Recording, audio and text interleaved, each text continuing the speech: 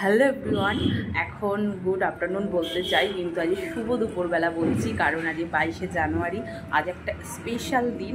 আজকে আমাদের বাঙালির একটা গর্ব, হিন্দুর একটা গর্বের দিন, যে এত বছর ঝামেলার পর, মানে এত সব প্রতীক্ষার পর আজকে অযোধ্যার রাম মন্দির মানে মানে তৈরি তো হয়ে গেছে, কিন্তু যে যাকে পুজো করা হবে আমাদের রামলালা, ছোট্ট পুচকু, তার মূর্তি অসাধারণ হয়েছে।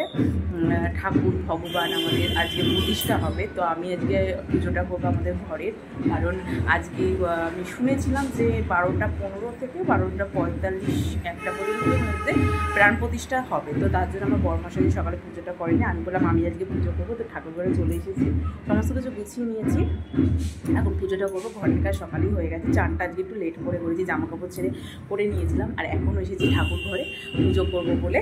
তা চলে এসেছি, ছেলে আমার এসেছে, পুষ্পিতা আমার আশেপাশে ঘুরে বেড়াচ্ছে। তো আমি এখন পুজো করবো, এটা আমাদের ঠাকুর ঘর। তো এখন পুজো করতে বসি।